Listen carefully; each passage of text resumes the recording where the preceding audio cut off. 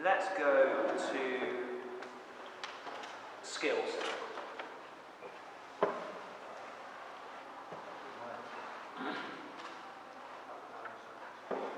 And then once you're there, David, it's just going down from there, so actually it'll be easy for you.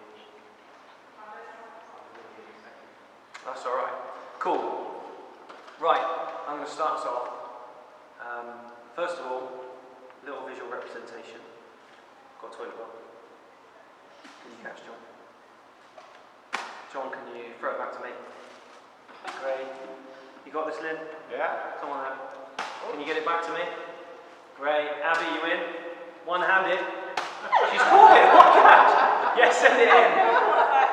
Okay, so That's the biggest miracle of the day. that was actually. Thank you, God, because that would really slow things down. So we've got that's going on, always coming back to me. So usually in a group when you start, you're just hogging the ball. The next step is I hand the ball out, they give it to me, and then when I ask a question, the person looks at me even while they're answering it the whole time. Does that make sense when you're leading the group? And then the key is when I give it to John, and then he throws it to, See, this can happen, John. You said something rogue, but Jean was willing to come and back you. Then she said it in, and then David fell over his theology, but he picked it back up. I had to round it back in because things got a bit edgy, and then he saw Grace long.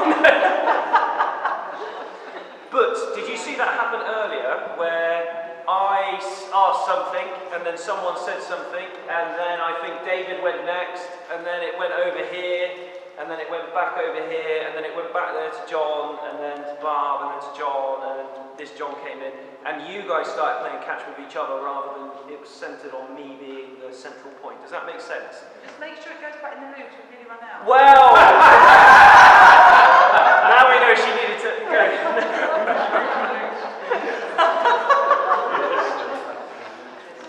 So Grace. Yeah.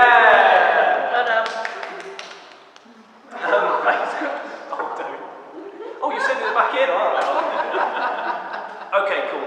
Great. Let's move on from there. So that's what you're trying to achieve. Okay. Now the problem is a couple of things can happen when you do that.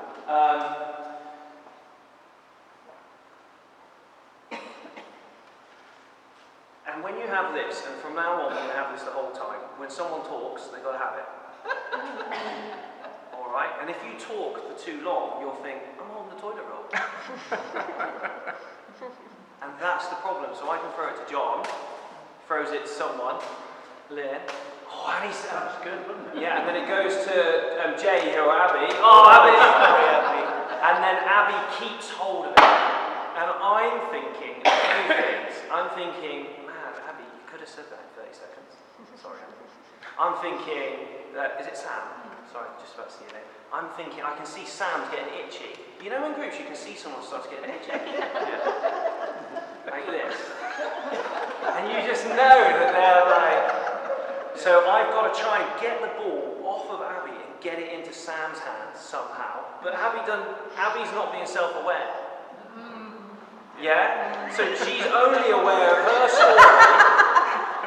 It's alright, Jay, I got your back.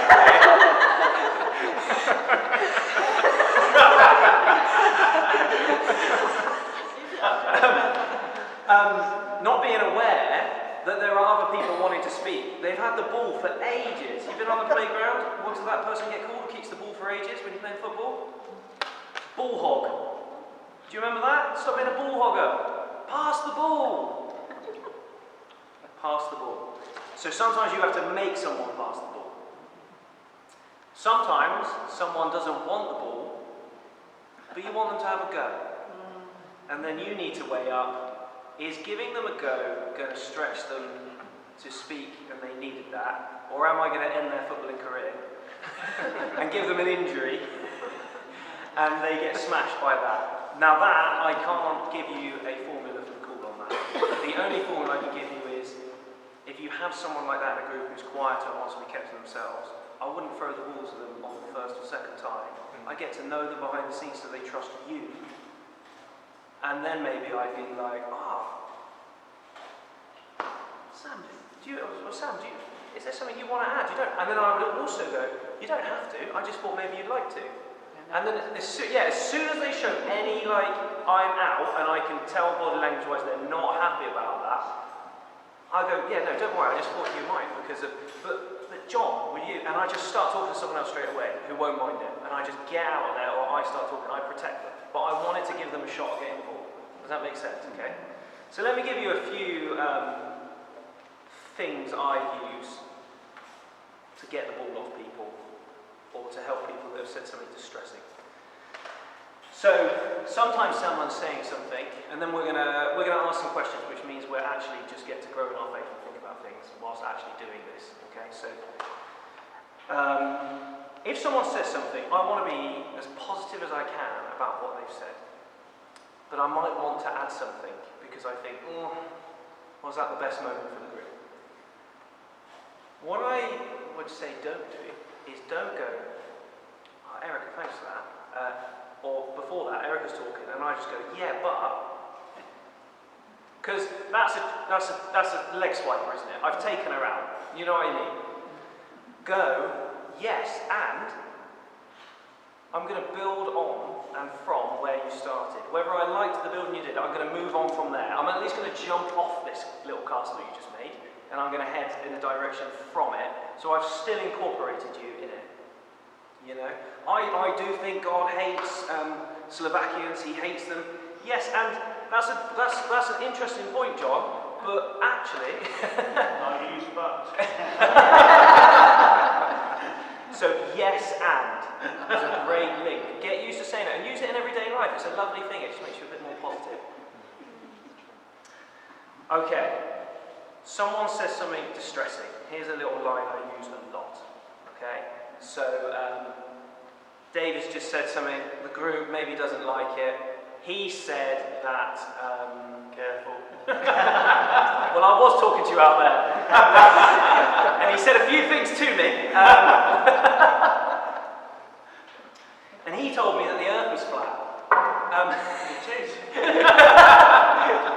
Not in my area, but And John, thank you for sharing that. And this topic is actually so important. And it's so important because it links to our creation story, doesn't it? And it's so important that people, like you just heard with Barb there, have a difference of opinion. And the reason Barb has that difference of opinion to you, David, is not a negative thing. It's because this really matters. And then I have two places to go from that. I can create a conversation that is now open. You see, I've set the scene for an open conversation. So I've said this matters, but there's different places. And then I've also validated those that are going to say something different to David or Barb. Because I've said the reason someone would say something is because they care about the topic. So I validated at least they care. Our meeting point is that we take this seriously. Or that was not a good subject. A really great example of this would be if Sue over there, which she often does, starts bringing that up, brings up something about, sexuality. It would be that's quite a subject, isn't it? That happened to me in a group the other day, and actually, I had to stop the conversation. So from that point, I went right instead of left, and I went, yeah, and it's really important. The thing is that subject is so important and needs so much time that I don't want us to just do it as a side note now. That wouldn't do that subject justice. And I also think because we wouldn't be able to cover everything, we wouldn't do it in the best way. So and literally take it. I would go something like, it's on me. I'm not trying to avoid it. I'm just saying we wouldn't do it justice because you've just said that at 9:15 and we're finishing at 9:30. And I'm going to take that seriously. Does that make sense? There's a get out. A second get out is, and you do need them. You need a get out. You'll be like, well, you don't need a get out. Yes, you do.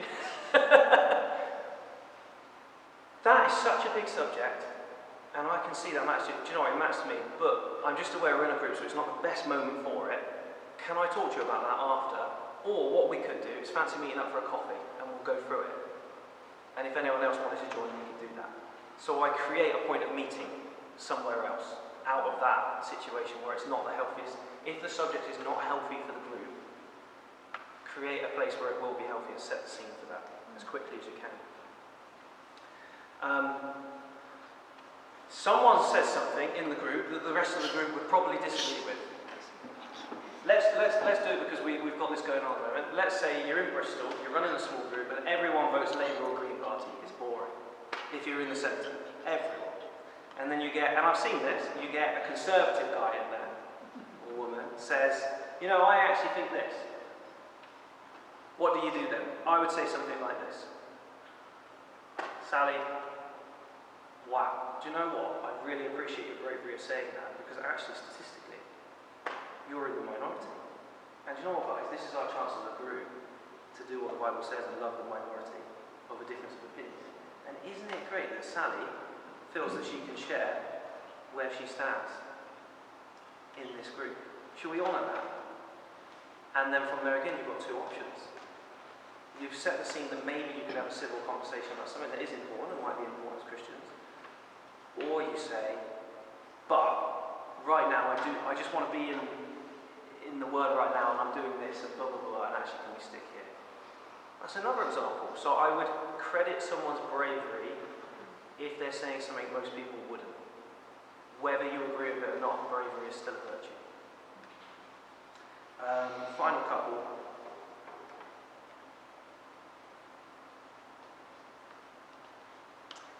Someone brings something distressing. You know, do you have people in your group that will always tell you someone they know is ill? My auntie's friend's brother's fish is not very good. It's not looking good. And they wallow in it in the group for a long time. Oh wow, that's really important. Flip, I didn't realise that. Do you know what? So, thank you for sharing that. Do you know what? I actually want to give that the time it needs. Could me, you, and I don't know who else is up for, at the end, could me, you, and maybe someone else, could we pray for you on that and actually spend a bit of time praying about that? I'm just aware I want to give it the time. We've got this group to do, but let's do it. You might do that.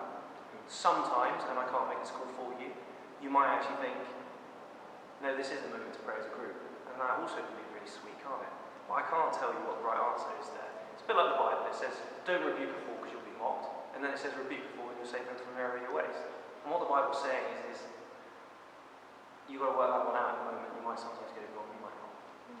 You know, it's hard for me to give you an absolute. Is there any others?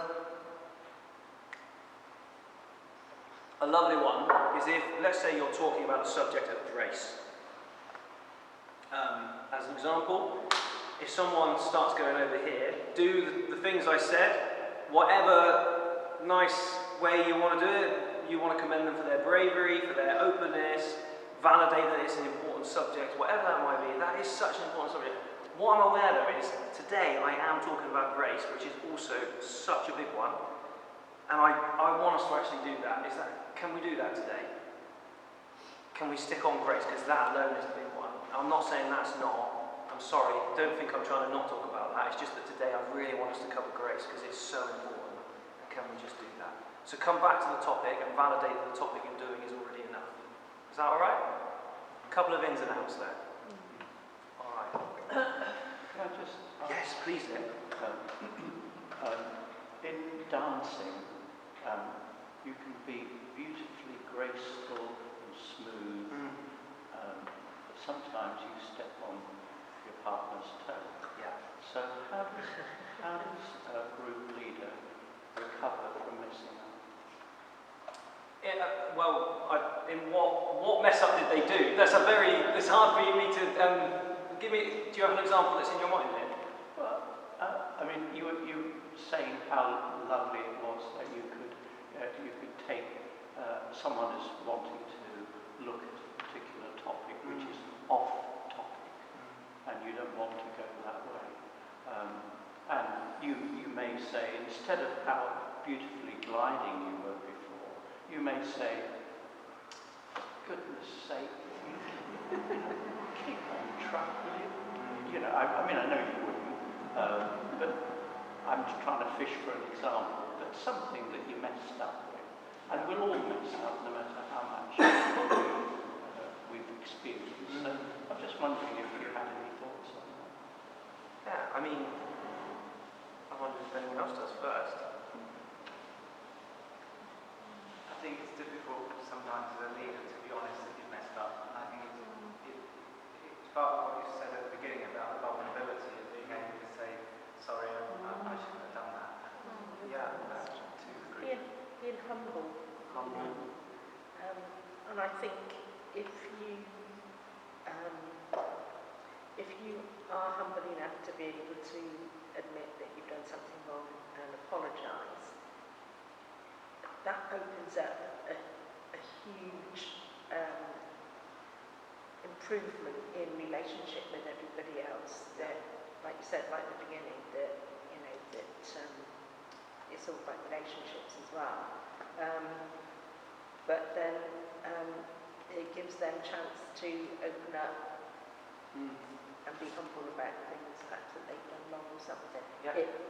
Not necessarily that time, but in future, because you set the example of admitting that you've done something wrong and apologising and showing respect to everybody. Yeah. And if you show respect, you usually get respect given back. Yeah, I think that you're right. And I think, again, it was what we said earlier about if the leader is vulnerable, the group might have a higher chance of being vulnerable. If the leader can admit fault, the group might also be able to do that in their own moment of that. And actually just doing that, probably practically though in the moment, if you've snapped like that, you might just need to gather yourself for a second. Do you know what I mean? If that actually has happened, it might just be, I just say pause, and then just be honest, like, oh, do you know what? I think I've just done something I don't even agree with. I'm so sorry. And yeah, maybe that subject does actually get something out of me. Just be honest about it. I'm sorry. I don't know, maybe we could talk about this now, maybe another time, but you've just made me realise actually that does get a bit of a rise out of me. Could we talk about it at the end together? I'm so sorry I just did that. Could be an example. If you really messed up, I mean, one leader, we were on a bike ride down to Taunton, and our leader was taking us down to Taunton, and we were all riding together, and he got a ticket. He was leading it, and he went and called everyone in the group and said, "I'm really sorry if you got a ticket, because I was speeding, and if you got a ticket as well, I said, I'm really sorry, it's my fault." Yeah. And actually, it was after the event, he went down and called every single person who'd been on that ride and said, if you got caught by that camera, it's my fault. Yeah. And I think that's a huge amount of humility and taking responsibility for it. That's beautiful. If you really messed up, I mean, that's not a discussion room, but if you really messed up, get on the phone and say, I'm really sorry, I didn't mean to hurt you, is there anything that I can do, or whatever? Yeah, absolutely. Thank you. That's a great example there. And thank you, David, for that as well. Okay, I've just got 2 more links, and then we're going to do our questions. Someone's got... Where is the ball? Oh, Abby, you do ball hog it, don't you? Sorry. It's too easy. Okay, someone just keeps getting the ball. It's not about the subject. They're not distressing the group or anything like that. They just keep talking. And you just got to interrupt them. And that's the deal. Otherwise, your group's done. Or you let it go that time and have a talk with them outside of it. That's one way you can do it. But if you want to save your group in the moment, a couple of ways you can do it. The second they take 1/2 breath, and I mean it, give it the big yes, and actually, and as soon as you do it, look at someone else. Look at someone else straight away. Don't look at them. Yeah? So Esther's talking, yes, Esther, and what I was thinking, because Lynn actually, I know that you have thoughts on this subject. And actually, because of what you said, I'm actually thinking you might have some extra thoughts, Lynn. What do you think, Lynn? Sorry, what was that? Sorry, what I meant was, and then I take over, and then I start talking. So that's one way you can do it. Just look at someone else. And bring someone in so that then if they keep trying to talk, and you might have to talk over them for about 3-4 seconds. That honestly might happen. I've seen it that bad before, trust me. Just keep plowing on, you know. Bring someone else in as quickly as you can. And then the second way you can do it is you can actually hit the snooze button. So you can actually go, you can wait till they finish on this one occasion, or you can do the interjection that I just said as an example. Thanks. Yes, Esther, and what I'm also aware is this subject is so interesting. I'm aware there's a few people in the room, and start looking at people, who haven't actually had a chance to say anything yet. So what I want to do is just open it up for those that maybe haven't had a chance to speak yet. Because I think that Esther set a decent scene of the conversation there, but actually I'm just aware a few of you might have something to build on with that. Is that right? Oh, drop ball. Is that a decent? Yeah? Alright. It depends on your relationship with the person as well, doesn't it, and their character. Because I guess if they're really aware of what they're like and you have a good relationship, you can be a bit more direct and be a bit like, okay, you're doing it again. Should we let someone else have a go? So yeah, I guess that it comes into it right there, your relationship. Yeah, absolutely. Yeah. However, I've had it where there are some people in the room, because this person has been talking for such a long time and you had let them run with it because that's the decision you made, that they'd shut down. They had no idea what was happening. They'd just gone into a world of their own. One of them might be playing on their phone because of it. And so when you try to redirect it to someone else, they're like completely like, I have no idea what's happening. And they're zoned out, and that's it for them. The rest of the night is dead. It's gone. It's like you've lost the whole thing. But what I would do is, definitely I would do this, if you say you've got 8 people there, at least one of your mates is going to know what you know in the moment. And you'll get eye contact. You know when you get the awkward eye contact, and maybe one of you goes, yeah? Get that eye contact and just go like this, so that they're alive and kicking, and then you're going to chuck them the ball. You're going to go and tackle that player, because they have to get tackled, they're ball hooked, and then you're going to go give it to your mate who is alive and kicking to what's going on as well. So, because I agree. But I would just pick someone that I know always, well, you know what I mean. Yeah. I wouldn't pick that person. No. So yeah. One of the things is that if somebody does do a lot of talking, you've got to think, why are they doing this? So either they've got nervous energy that needs to be addressed, or it might be something that they're struggling with. Or it's attention-seeking behaviour. That there may be something behind it that needs to be investigated. I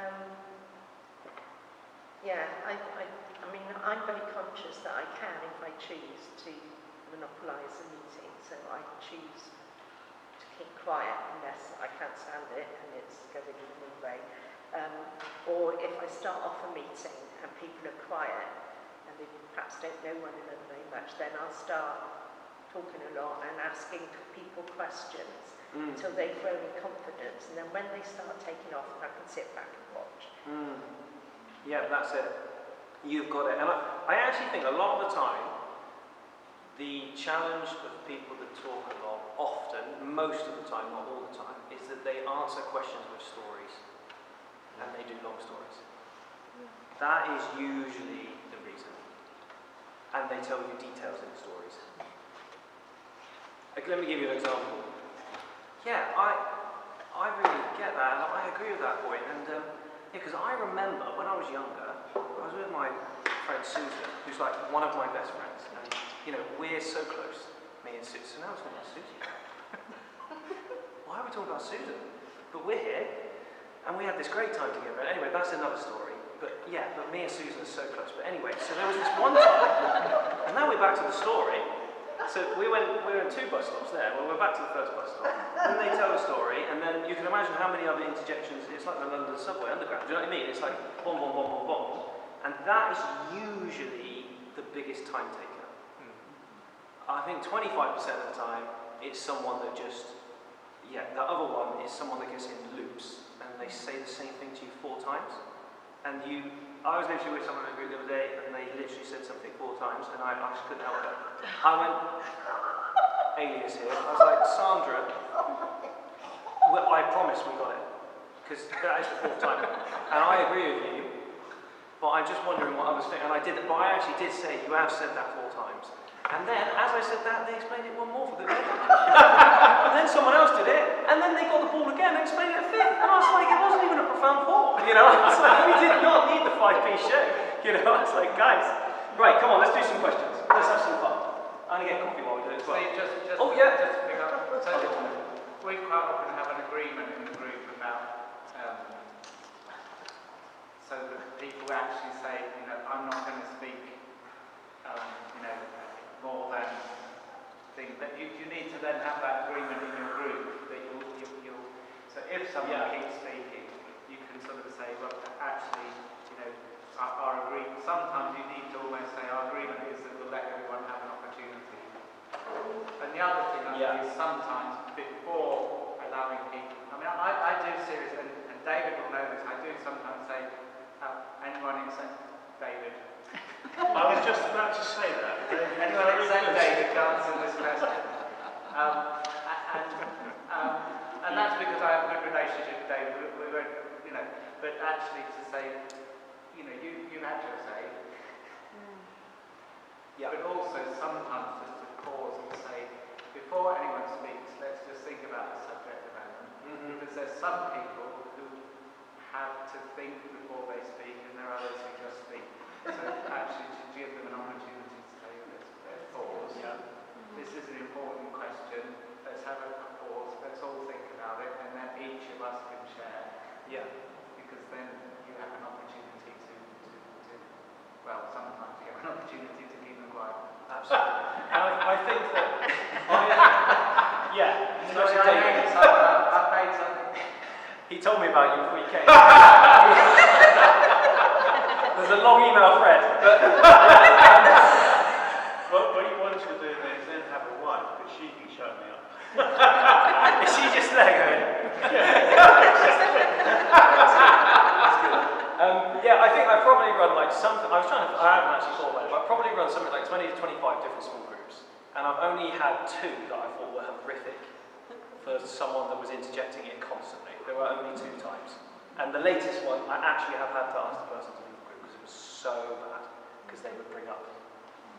I'll give you an example, just because then you get what I mean. So, at one small group, and they would do this regularly with different subjects, they were like, yeah, I think that loads of people are getting married because they're out of God's will, and because of that, they're having problems with having children. And I was like, right. And then got in a loop and said it 5 times. And you're like, wow, that's distressing, and I don't really agree with you. And then I sat with them for 45 minutes after trying to explain to them that that was not great, and still couldn't do it, and tried a couple more groups after that, and I was like, oh, I'm so sorry, but so we've set up some more like one-on-one, free-on prayer triplets type stuff for that person, because we still want them to grow, but if they're causing that much damage, that's another level, isn't it? And that's the first time I've ever had to do that, ever. Right, let's do something more positive that'll be fun. So we're in small group, but this is a real subject.